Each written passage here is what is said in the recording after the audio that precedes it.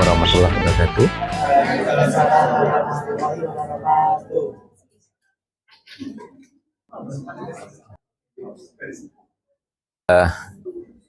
Di kesempatan sebelumnya atau pertemuan sebelumnya kita sudah mendiskusikan satu grup khusus ya, yaitu grup permutasi ya. Permutasi itu apa? Masih ingat? Permutasi itu apa? Halo. Permutasi adalah fungsi satu-satu. Oke, ya. Permutasi pada himpunan A adalah fungsi satu-satu pada dari A ke A ya.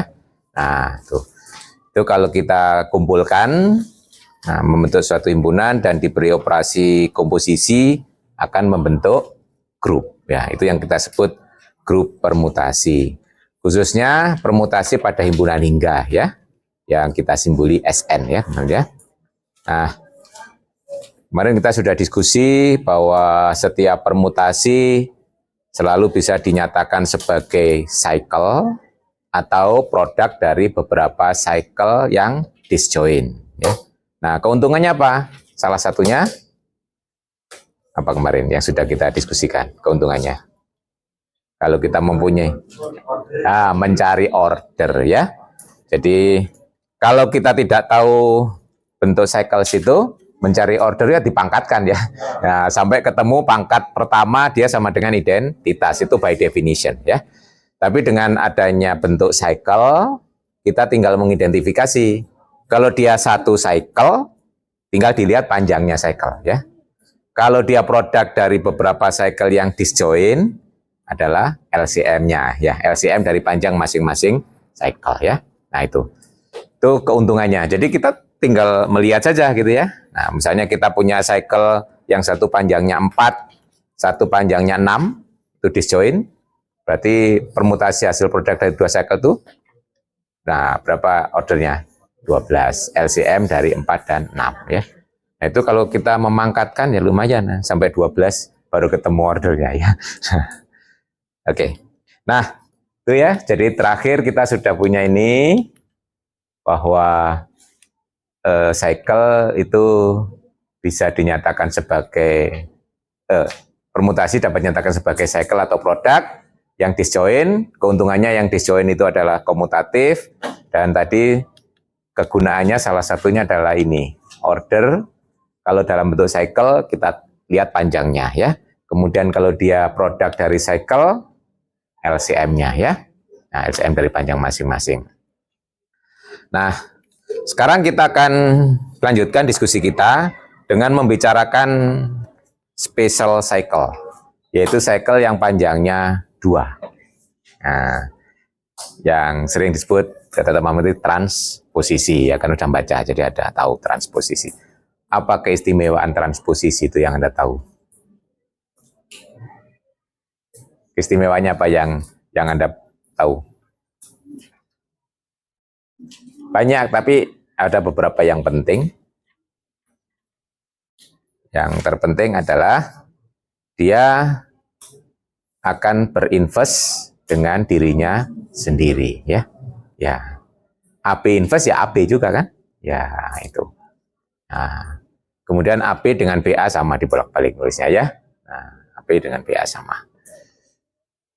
Itu kita punya two cycles atau transposisi ya. Nih, AB itu sama dengan BA ya. Kemudian kita punya yang kedua, AB inverse sama dengan AB juga ya. Ya, Anda bisa mengkomposisikan AB dengan AB ya, identitas toh. Ya, AB kemudian AB. A ke B, B ke A berarti A ke A ya toh. Nah, B ke A ke B berarti B ke B. Selain A dan B pasti ke dirinya sendiri, dikomposisikan juga ke dirinya sendiri ya. Berarti AB dengan AB dikomposisikan akan jadi identitas ya. Oke, good. Nah, sekarang yang menarik adalah kalau saya punya hasil, kalau saya punya suatu cycle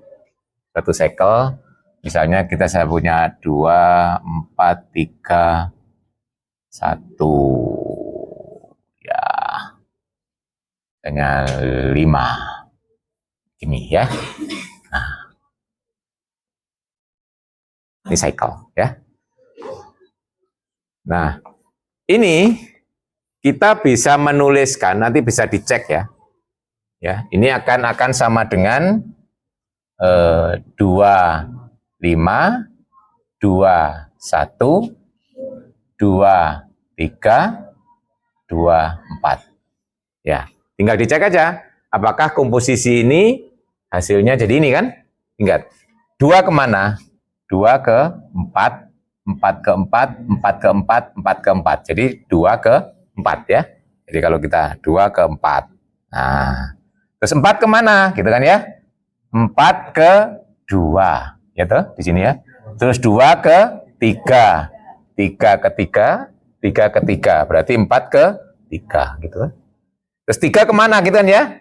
Di sini 3 ke 3. Ya, terus di sini 3 ke 2. 2 ke 1. 1 ke 1. Berarti 3 ke 1. Loh, ya kan? Terus pertanyaan kita kan 1 kemana gitu kan ya? Nah, 1 ke 1. 1 ke 1. 1 ke 2. 2 ke 5. Nah, terus 5 nanti apakah kedua? Coba lihat. 5 ke 5. 5 ke 5. 5 ke 5. 5 ke 2. Ya, tuh. 5 ke 2 kan? Nah, kembali cycle. Sama ya. Nah, nanti secara umum, coba cek ya, ini. Secara umum, lihat, kalau saya punya transposisi A1 AK, A1 AK-1, ya. Kemudian dan seterusnya, A1 A3, A1 A2, ya. Kita cek ya. Hasilnya apa gitu ya. Ini kalau saya tulis, kita mulai dari A1 ya, supaya di depan. A1 ke A2. A2 ke A2. Di sini kan nggak ada A2 ya. Tetap nah, berarti A1 ke A2. Oke. Nah, sekarang A2. A2 ke A1. A1 ke A3. Di sini nggak ada, tetap A3. A3, A3. Tuh. Berarti A2 ke A3. Nanti A3 kemana coba ya? Di sini nggak ada A3, berarti A3 ke A3. Di sini A3 ke A1. Di sini ada A1 nggak? Ada, A1 ke A4. Ya toh? Seterusnya nggak ada A4. Ya. Nah, berarti ke A4.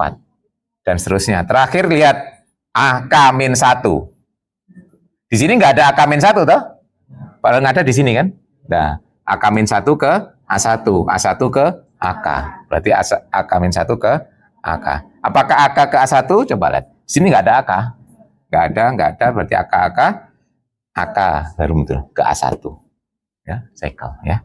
Nah, jadi kita punya keteraturan ya.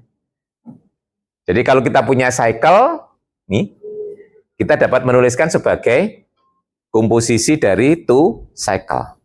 Berarti teratur kan? Ya, dimulai dari sini, ya kan? Belakang. Ya.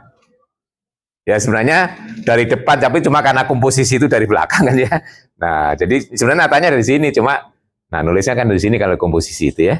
Nah, kalau dari depan ya belakang. Nah, artinya apa di sini? Setiap kita punya cycle selalu bisa dibuat sebagai komposisi dari two cycles ya. Ini jaminannya ya. Nah, sekarang pertanyaannya, coba saya ubah ini ya. Ini coba bandingkan dengan ini. Misalnya saya tulis 25, 21, kemudian saya tulis 32, 33, 23, 24. Coba cek ini hasilnya berapa. Ya. Kita mulai dari 2. 2 kemana? 4.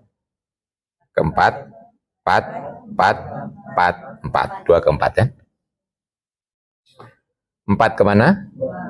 2 ke 3 ke 2 ke 3, 3 ke 3, 3 ke 3, berarti 4 ke 3. Ya. 3 kemana? 3, 3 ke 2 ke 3 ke 2 ke 1 ke 1, berarti 3 ke 1 kan? Nah, sekarang 1 mau kemana kan gitu ya? 1 ke 1 ke 1 ke 1, 1 ke 1 ke 2 ke 5. Pertanyaan berikutnya 5 kemana kan gitu ya?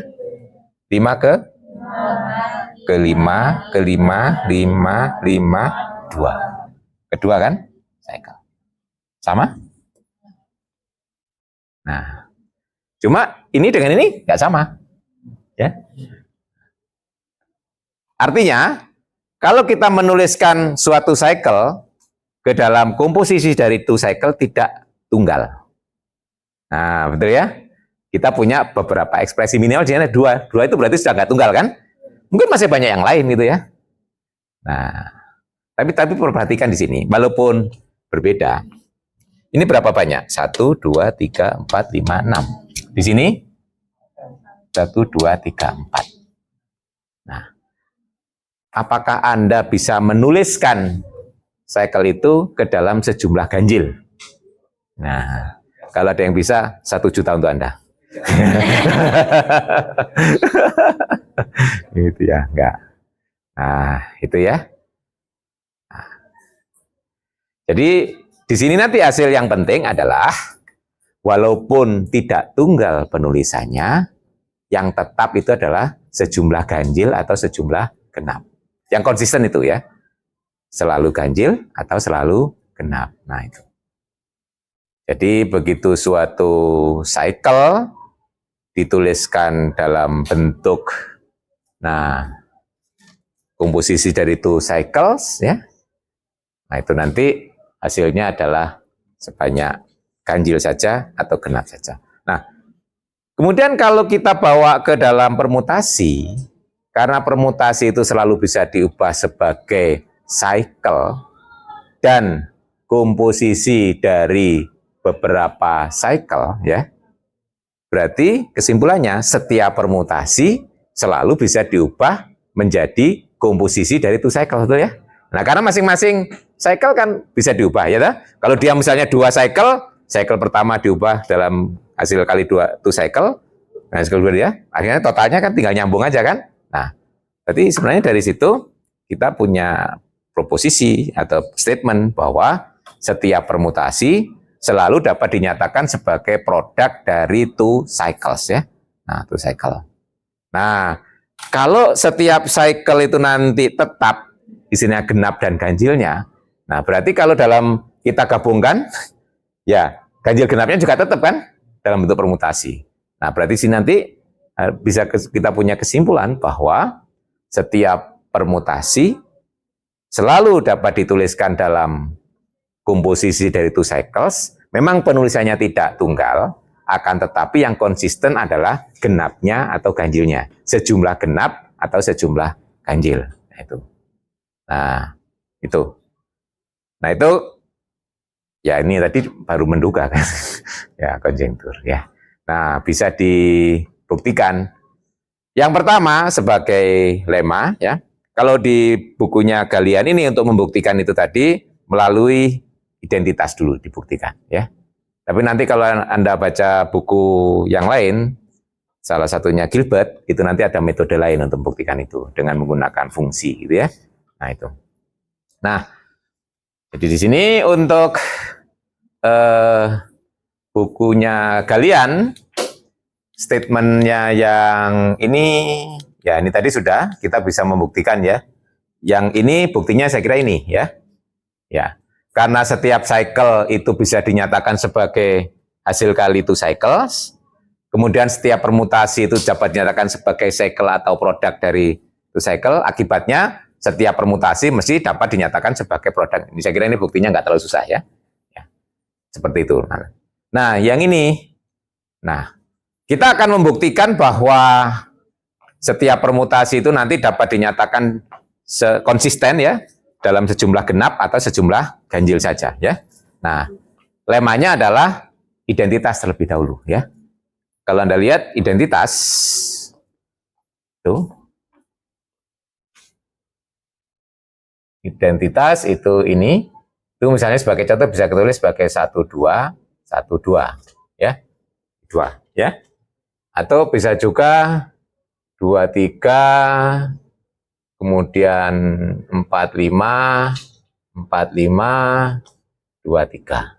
Ini juga identitas hasilnya ya, Anda cek hasilnya komposisi ya. Nah, dan masih banyak lagi ya, bisa juga misalnya 13, 24, kemudian 15, 24, 13. Ini juga hasilnya identitas ya. Nah, tapi kita nggak bisa menentukan ini sejumlah ganjil. Kalau ada yang bisa silahkan ya. Ya, hadiah menanti Anda gitu. Kan ya gitu. Nah, sebenarnya ini di buku buktinya sudah lengkap ya. Sudah dibaca?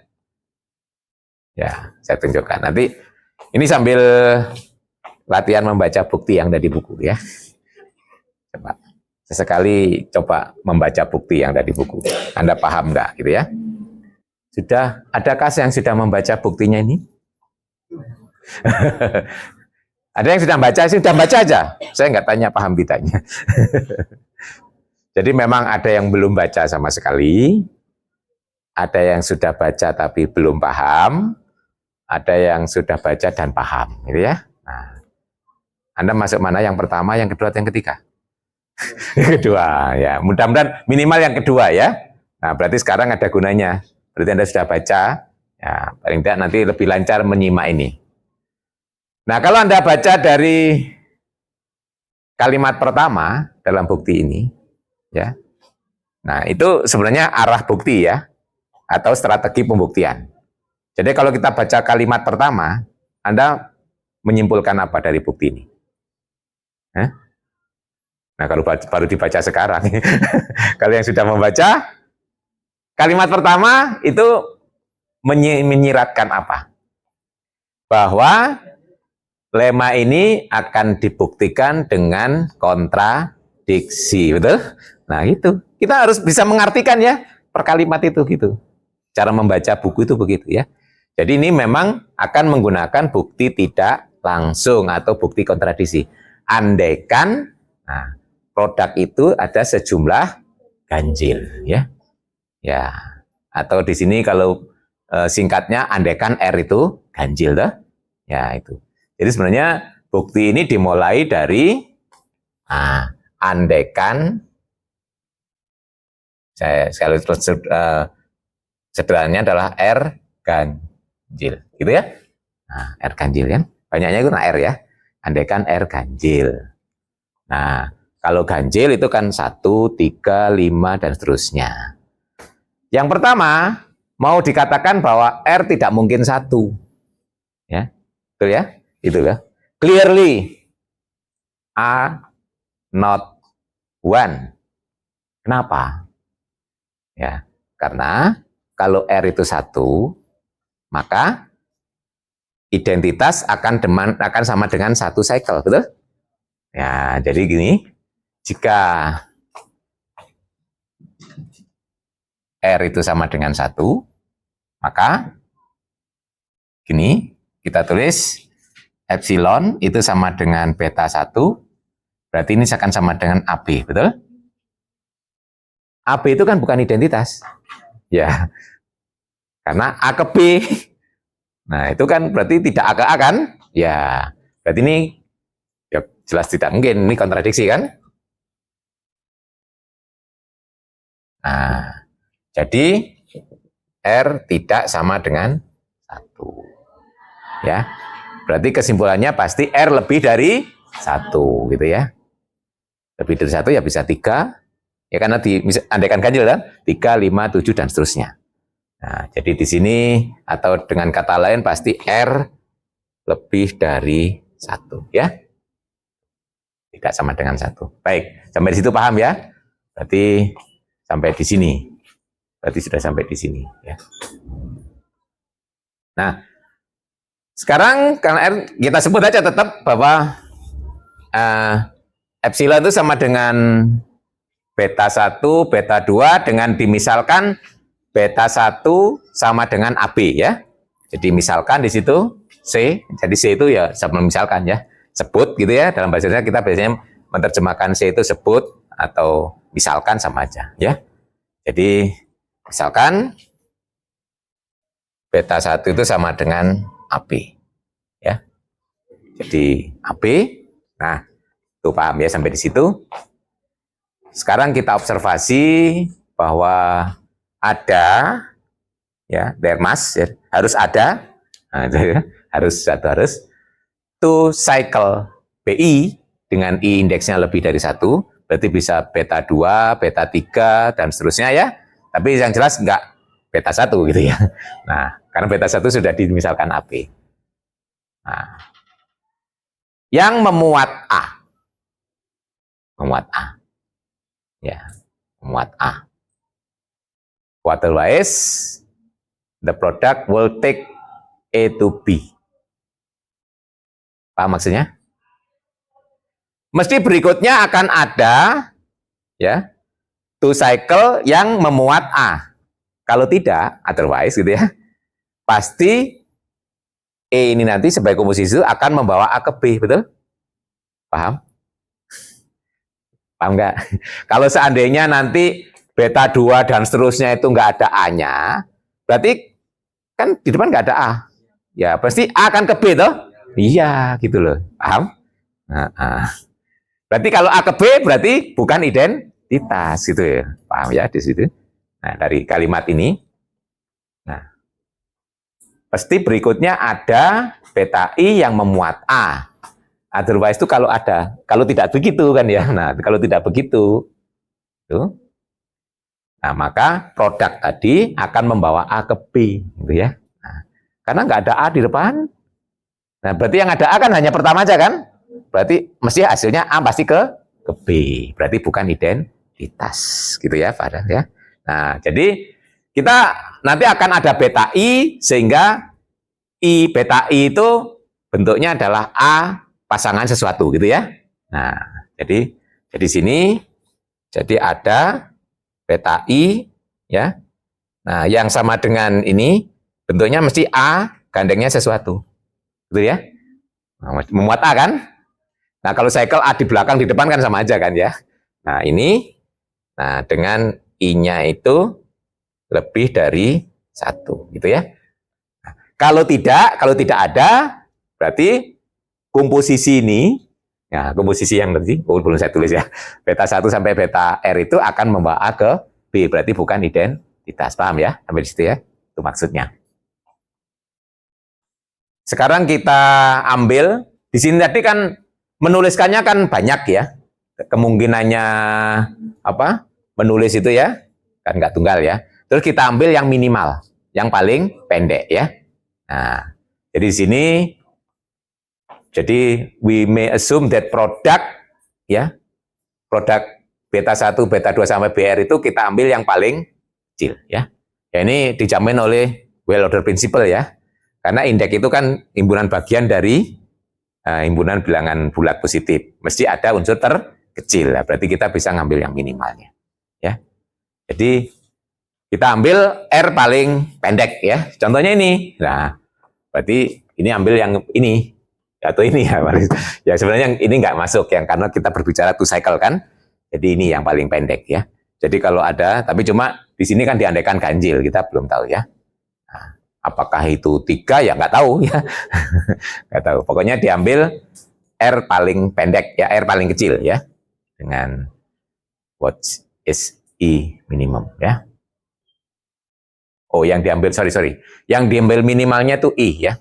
Ini, sebagai contoh ini. Ya. I-nya yang diambil paling kecil ya, sorry. Kan kalau produknya kan sudah diberikan ya. Sorry, yang diberikan minimal itu I-nya. Contohnya ini. Di sini kan ada 1. Itu A ya. Nah, di sini ada 15, 15, 13. Ini kan memuat A, memuat A, memuat A. Terus kita ambil yang ini. Indeks paling kecil I-nya ya. Ini kan ada 3, 4, 6. Ya toh? Berarti kita ambil yang 3, indeksnya ya, seri. Maaf, bukan R-nya yang kita ambil. Tapi I minimal ya. I is minimum ya. Indeks I-nya ya. Jadi ada kemungkinan memuat A-nya tadi itu bisa lebih dari 1 kan? Contohnya ini, A-nya dia misalkan 1, ini juga memuat A, memuat A, memuat A. Ya toh? Nah, berarti kita yang ambil yang ini. Indeksnya adalah 3 ya. Nah, itu maunya itu ya. Kita ambil yang seperti itu, tapi yang I paling kecil, itu yang ketemu pertama. Nah, sekarang coba lihat. Kalau I sama dengan 2, ya minimal itu kan, ya lebih dari 1 ya, paling kecil 2 kan ya. Nah ini, jadi itu cara membuktikan ya. Jadi, karena minimal lebih dari 1, berarti kasus pertama kita lihat, jika I sama dengan 2. Nah, I sama dengan 2. Nanti kalau tidak 2, itu berikutnya ya. Kalau I sama dengan 2, berarti kita punya ini, epsilon itu akan sama dengan ini, beta 1 itu AB. Beta 2-nya A titik-titik ya. Entah pasangannya apa ya. Nah, ini beta 2, ini beta 3, dan seterusnya sampai beta R. Gitu kan ya? Nah, berarti beta 2-nya A. Nah, sekarang beta 2 ini di kasus. Ya, beta 2. Titik-titiknya ini ada 2 kemungkinan. Bisa B atau selain B ya. Jadi beta 2 yang sama dengan A titik-titik ini isinya, ini 2 kemungkinan. Bisa berbentuk AB atau AC. Di mana C-nya tidak sama dengan B. Begitu ya? Nah, paham ya dari sini ya? Nah, untuk kasus pertama, kalau beta 2-nya itu sama dengan AB, nah untuk kasus pertama, nah kalau beta 2-nya sama dengan AB, untuk beta 2 sama dengan AB, berarti kita punya ini, epsilon, identitas itu sama dengan AB, AB, beta 3, dan seterusnya sampai beta R. Ini kan ya? Nah, AB dengan AB apa? Identitas. Berarti di sini tinggal, nah, beta 3, terusnya sampai beta R. Tuh. Nah, apa yang kita lihat ini? Berarti pada kasus ini akan berkurang 2. Berkurang sepasang. Nah, sekarang kalau beta 2 itu sama dengan AC. C-nya tidak sama dengan B. Kita lihat komposisi dari beta 1, beta 2. Yaitu AB dengan AC. Ya, ini kan tadi kan beta 1, beta 2 identitas kan ya. Nah, kalau yang kasus kedua, beta 1, beta 2, hasilnya apa? Gitu ya. Kalau ini berarti beta 1, beta 2, itu kita lihat AB, AC. Berarti ini akan sama dengan A ke C, ya toh? C ke C ya. Kemudian C ke A ke B, ACB toh. Ini bisa kita tulis sebagai C, B, A. Ya. Ini kan akan sama dengan C, A, C, B. Ya. Atau CA kan sama dengan AC. Ya. Itu akan sama dengan AC, A, C, BC. Ya. Ya itu. Ya. Tuh, kenapa di situ kan? Ya, BC-nya atau ya itu ACBC kan? Ini dari mana kan ya? Ya, itu ya. Itu ada hitungnya. Ini kan cycle itu dibaca dari ACB kan sama dengan CBA toh? Ya. Nah, tadi pengubahnya kalau mulai CBA kan berarti ini CA, CB ya toh? Nah, CA itu ya AC. Ya toh? CB itu ya BC, betul? Nah, makanya ini sama dengan ini kan. Jadi di sini kita bisa menulis beta 1, beta 2 sebagai beta 1 aksen, beta 2 aksen gitu ya. Ya, dengan mengganti ya. ABAC itu dengan ACBC. Tadi itu kan kita ambil indeks itu paling kecil yang memuat A, ya. Tapi bukan AB loh ya, yang memuat A. Nah, tadi terus dianggap yang paling kecil itu kan 2. Ternyata ini bisa menghasilkan ya, AC-nya ternyata pindah ke, nah, berarti 2 tadi bukan paling kecil kan? Ya. Kesimpulannya I pasti lebih dari 2. Nah, ini I lebih dari 2. Berarti posisinya yang memuat A itu pasti indeksnya 3 ke atas gitu ya. Nah, nggak mungkin pada 2. Nah, artinya kalau indeksnya lebih dari 2, kita bisa ini loh ya. BI-1, berarti kan tidak harus yang pertama kalau BI-1 ya kan, posisi kedua gitu ya. Nah, berarti BI-nya memuat A, indeks paling kecil, kemudian kita ke BI-1 ya. Nah, di sini jadi kalau I lebih besar dari 2, berarti posisinya ini gambarannya ya. Nah, jadi posisinya jadi tadi bentuknya adalah beta 1, beta 2, dan seterusnya. Berarti sini ada BI, di sini adalah BR. Nah, di sini B1 ini adalah AB. Nah, BI ini memuat A, tapi indeks paling kecil. Artinya apa?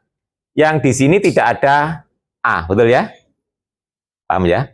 Ini adalah bentuk ya pemuat A, ya AC lah gitu tadi ya. Nggak baca AC ya di sini.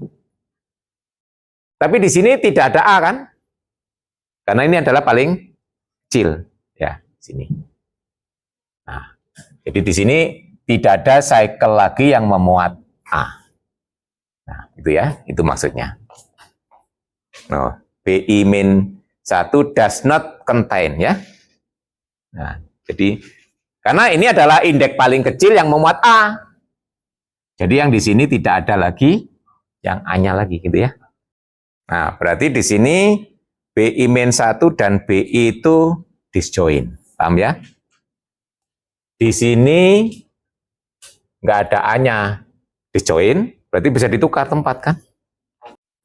Jadi BI-1 itu tidak memuat A, ya. BI itu tidak, BI-1 tidak memuat A, ya. BI-1, tapi masih mungkin ada C-nya, gitu ya. Ya. Jadi BI-1 dilihat di sini, BI-1 itu mesti tidak ada A-nya, tapi mungkin ada C-nya, ya. Nah, berarti ada 2 kemungkinan. Kalau tidak ada A, tidak ada C, berarti dia disjoin. Berarti nanti bisa ditukar. Nah, berarti nanti dia akan bergeser menempati di sini. Nah, berarti kembali ke kasus pertama, ya. Nah, gitu ya. Ya. Jadi kalau BI jelas tidak memuat A. Kenapa? Karena I indeks paling kecil yang ada A-nya, ya. Jadi nah, BI tidak memuat A jelas. Nah, tapi ada kemungkinan masih memuat C. Kalau tidak memuat A, tidak memuat C, berarti disjoin, berarti bisa ditukar. Nah, nanti tukar, berarti bisa bergeser di posisi di sini, kan ya. Jadi nanti persis menghasilkan tadi yang aksen tadi. Nah, ya, itu menjadi berkurang 2 seperti kasus pertama, ya. Kalau tidak memuat C, selesai. Kembali ke tadi ya, menghasilkan kontradiksi itu, karena berkurang 2. Karena kalau tidak memuat A, tidak memuat C, kan disjoin, berarti bisa ditukar, ya. Jadi dia bergeser, ya. Akhirnya ada kontradiksi di sini menghasilkan kontradiksi. Nah, memang ini per kasus. Nah, sekarang kalau memuat C, berarti BI-1 itu berbentuk D dengan D tidak sama dengan A, ya toh? Kita lihat ini DC dengan AC. Itu kan BI-1 dengan BI toh. Nah, itu apa hasilnya kan gitu ya? Ini mirip tadi, bisa diubah. ini akan menjadi ADDC kan? Ya, kontradiksi lagi toh. Semuanya ternyata percabangan itu semuanya menghasilkan kontradiksi. Dan kan nggak ada kasus lagi, udah habis ini ya. Hah? Nah, terus ternyata kok bisa menjadi imin satu yang memuat A kan gitu toh. Kayak tadi. Ini sama dengan waktu kita melihat yang posisi pertama tadi kan. Cuma ini posisinya di I gitu ya. Nah, gitu. Nah, jadi ini sudah nggak ada percabangan lagi. Jadi ini selesai, sisanya. Terus cabang lagi selesai, terus sisanya gitu ya. Ini sudah nggak ada sisanya lagi kan. Tuntas. Jadi akhirnya R diasumsikan ganjil menghasilkan kontradiksi. Akhirnya R itu genap. Jadi kalau Anda punya identitas dinyatakan dalam hasil kali dari 2 cycle mesti sebanyak genap. Dengan menggunakan ini nanti kita bisa membuktikan bahwa setiap permutasi ya itu mesti sejumlah ganjil dan sejumlah genap ya. Jadi di sini kita sudah mendapatkan bukti yang tadi. Jadi lemma ini sudah dibukti bahwa kalau identitas itu dinyatakan sebagai hasil kali dari 2 cycles, maka banyaknya adalah genap. Sekarang kalau kita terapkan pada permutasi, jadi karena tadi setiap permutasi itu dapat dinyatakan sebagai hasil kali dari transposisi.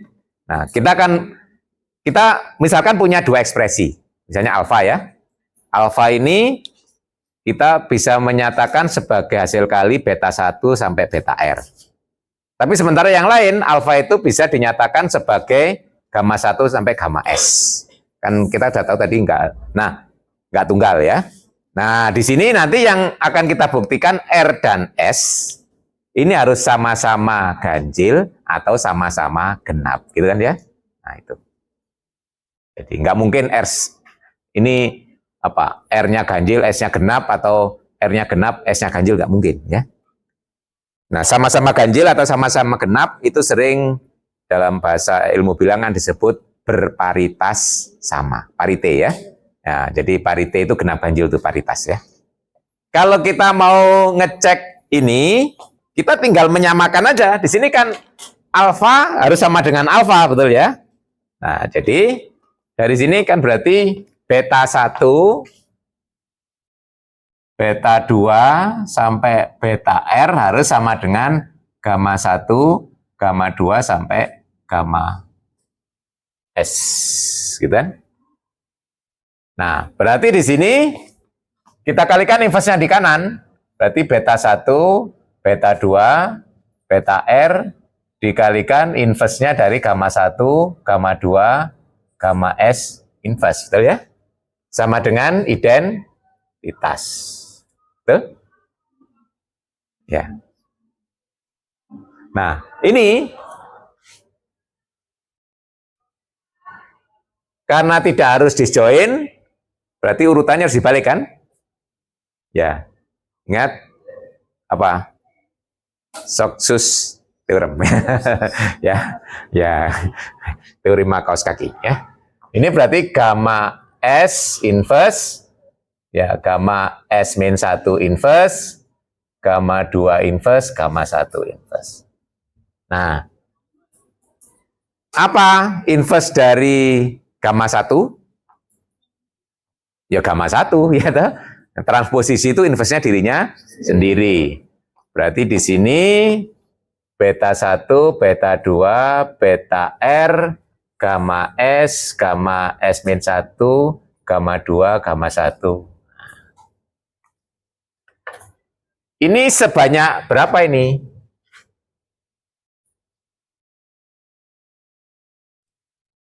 Sebanyak R tambah S, transposisi ya, tuh 2 cycle. Jadi ini ada R ditambah S transposisi. Betul ya? Nah, berarti karena tadi kita sudah membuktikan bahwa identitas itu pasti sejumlah genap, berarti R ditambah S harus genap ya. Jadi di sini R ditambah S genap. Nah, kalau dua bilangan ditambah hasilnya genap, kan tidak mungkin satu ganjil satu genap kan? Nah, harus sama-sama genap atau sama-sama ganjil, betul ya?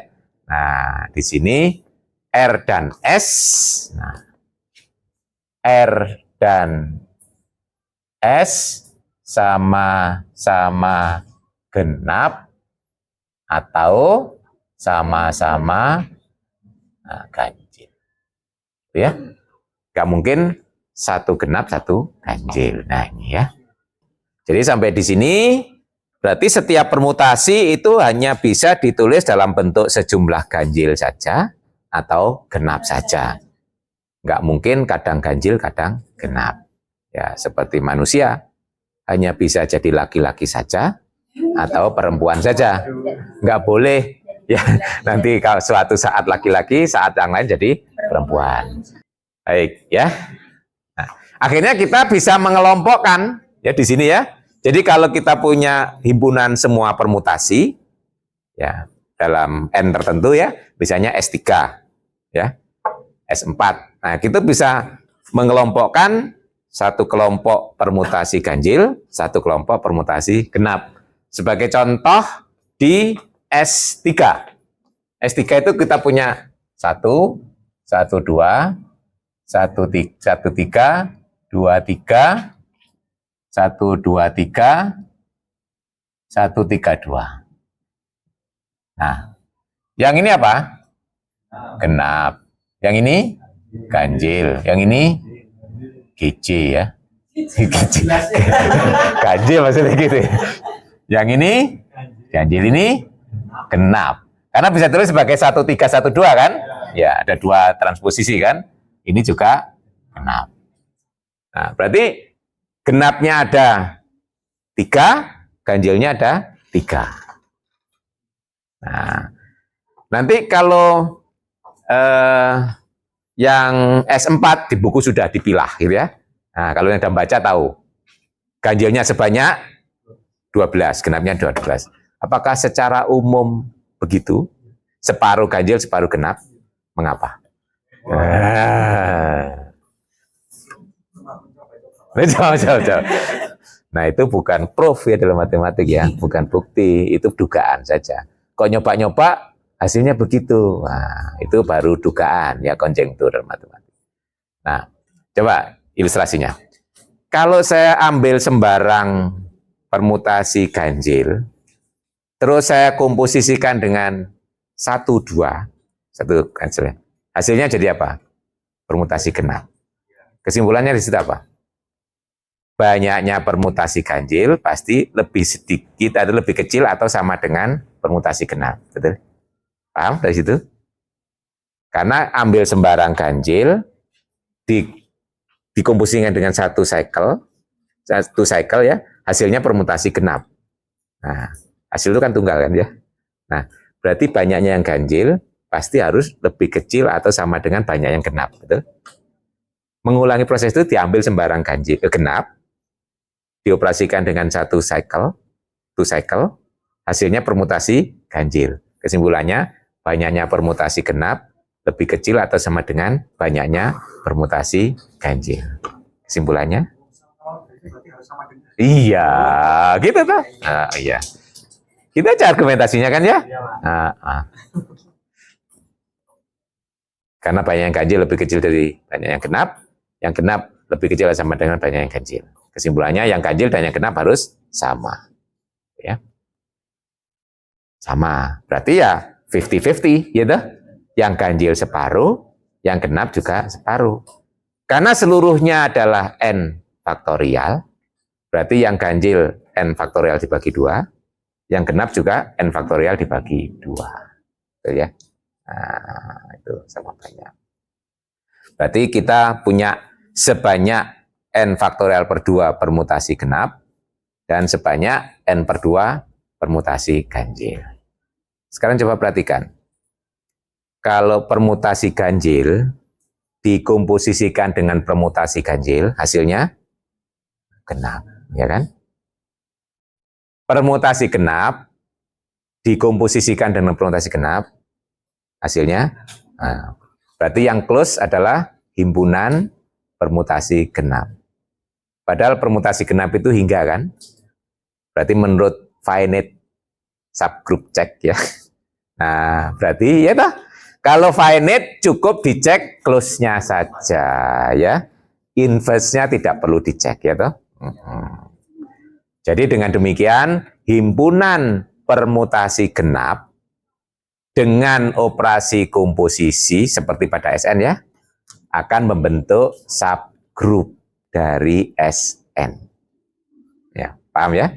Buktinya saya kira nggak terlalu mudah, terlalu susah kan? Ya, itu yang disebut alternating. Makanya simbolnya AN ya. Jadi kalau di kuis tadi ada A berapa? A3, A4 gitu ya. A3 itu berarti isinya itu identitas 1 2 3 1 3 2 itu A3 ya. Nah, jadi di sini. Jadi A3 itu isinya adalah identitas 1 2 3 1 3 2. Nanti coba dicek, dibuat tabel Kelly-nya itu kan close gitu ya. Nah, itu adalah subgroup khusus dari SN, simbolnya AN ya. Jadi isinya semua permutasi genap ya. Nah, itu disebut alternating ya. Nah, salah satu gunanya kita bisa mengelompokkan permutasi tadi pada saat mendefinisikan determinan ya. Nanti coba buka kembali dulu, mungkin Anda nggak nyadar ya waktu kuliah aljabar linier ya. Waktu itu ada permutasi plus min ya gitu aja karena permutasinya belum tahu banyak ya. Nah, di situ dari determinan tuh kan ada indeks ya. Nah, indeks itu mencerminkan permutasi ya. Nah, nanti pada saat permutasinya itu genap plus ya, pada saat permutasi ganjil min gitu ya. Jadi kalau diberikan sembarang gitu ya, sembarang perkalian, ya itu, Anda kan nggak harus urut ya. Nah, perkalian ini simbolnya apa? Plus apa min gitu ya. Nah, kalau dulu Anda kan harus urut ya, supaya plus minnya itu ya. Nah, sekarang nggak harus gitu ya. Nah, tinggal lihat permutasinya ganjil atau genap. Kalau genap plus itu ya. Ini nanti, jadi kalau orang mau belajar determinan secara sistematis ya, itu harus belajar permutasi terlebih dahulu ya.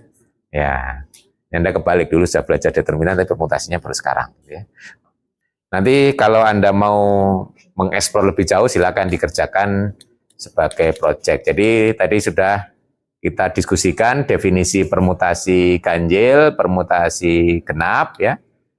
Kemudian ini permutasi genap tadi membentuk grup ya atau subgroup tepatnya dari SN. Itu yang kita sebut alternating, simbolnya AN ya. Nah, nanti tentang penggunaannya silakan dielaborasi lebih jauh. Salah satunya nanti bisa dikaitkan dengan dihidral. Ini waktunya hampir habis ya. Nah, dulu Anda sudah saya minta membaca tentang dihidral toh?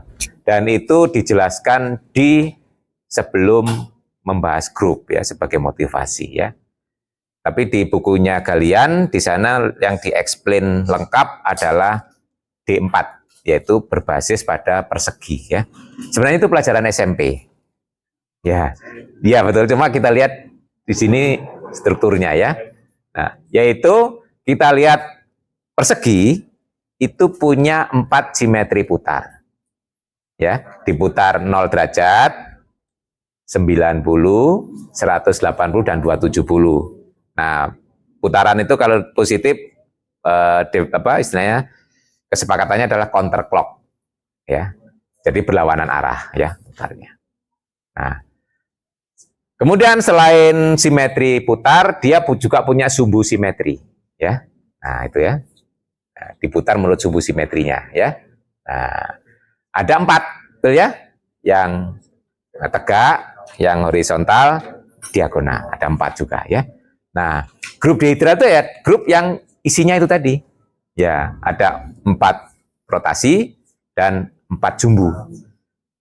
Operasinya apa? Dulu ingat waktu di SMP dilanjutkan ya.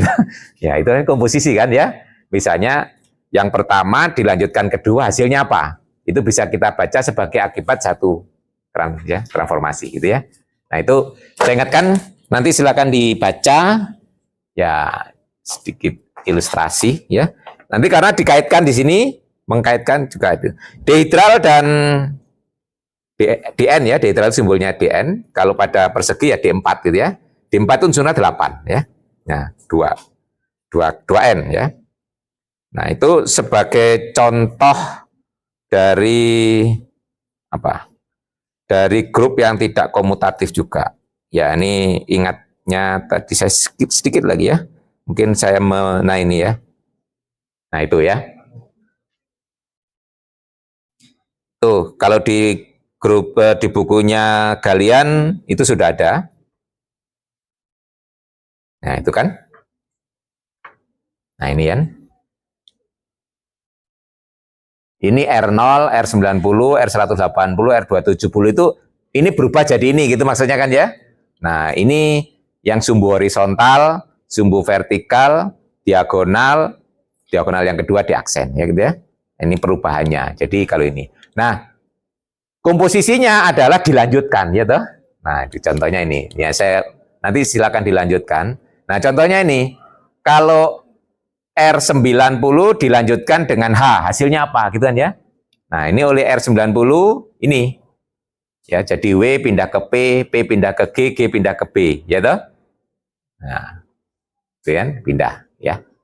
Nah, ini oleh horizontal W pindah ke P, B pindah ke G sebaliknya kan? Tuh gini kan. Berarti sekarang kita tinggal baca dari sini ke sini hasilnya apa? P dan B-nya kan tetap. Berarti G dan W yang berubah, berarti ini adalah D, betul ya? Artinya apa? R90 dilanjutkan dengan H, hasilnya D, gitu kan? Nah, oh ya. Tapi nuliskannya nanti ini yang di belakang, karena komposisi kan bacanya di belakang, gitu ya. Jadi notasinya nanti jadi begini, ini tadi definisinya followed by, nah ini kan, R90, H, hasilnya D kan ya. Nah ini berarti operasinya ini. Nanti dicari satu-satu, nanti akan jadi tabel ini kan. Nah, ini di buku sudah ada, Anda nggak harus nyari sendiri ya. Tapi kalau ingin mencoba memverifikasi boleh. Jadi tadi kalau yang kita dapatkan tadi ini H, ini R 90 berarti H R90 hasilnya D, ini kan. Nah, nanti semuanya bisa dicari ini tabelnya. Ini yang disebut dengan grup dihidral. Nanti ini bisa diganti dengan D3. Kalau D3 berarti segitiga sama sisi, D5, D6 dan seterusnya ya. D5 berarti segi 5 beraturan gitu ya, dan seterusnya. Jadi kalau segitiga sama sisi ada 6 unsurnya kan. Putarannya adalah R0 terus R 120 ya dan 240 gitu ya R-nya. Kemudian sumbunya ada 3. Sebut aja sumbu pertama, sumbu kedua, sumbu ketiga, atau kalau segitiganya ABC sebut aja sumbu A, sumbu B, sumbu C gitu ya. Nah, itu boleh. Atau vertikal, mojok ke sana, mojok ke sini, atau mojok ke sini dulu, mojok ke sana. Gitu terserah ya namanya. Nah, itu nanti Anda bisa mencoba. Kalau untuk ini coba ini ya. Misalnya saya sebut aja D1-nya yang vertikal, D2-nya yang ke sini, D3-nya yang ke sana. Nah, itu nanti ya Anda bisa membuat tabelnya. Ini kalau ini nggak ada di buku. Ini coba sendiri ya. Nah, nanti kan hasilnya mirip dengan yang D4. Yang ada di buku tadi D4 tadi ya. Dihidral ya. Baik. Saya kira itu untuk mengingatkan ini, dulu seingat saya minta untuk membaca gitu ya. Nah, saya khawatir belum dibaca. Jadi ini diingatkan karena pekan depan sudah UTS ya. Kali-kali keluar gitu. Kali-kali. Baik, ada yang perlu disampaikan? Ya. Jadi sekali lagi proyeknya ya harus di-report. Reportnya tadi cuma singkat kalau menurut formatnya ya. Di situ judulnya apa, uraian singkat tentang isinya. Jadi bisa 1 paragraf, 2 paragraf ya. Kemudian sumber rujukannya, terus nanti rujukannya diupload juga gitu ya. sudah ada filenya ya. Di situ sudah ada petunjuknya cukup jelas kalau Anda buka di sana ya. Kecuali kalau belum buka tadi ya, masih penasaran ya. Nah, baik, ada yang perlu disampaikan? Ya, pekan depan waktunya UTS sudah ada jadwalnya? Sudah, hari apa? Rabu jam 5.06 ya, bareng gitu ya. Oke, selamat berjuang. Sampai ketemu pekan depan di Medan UTS ya.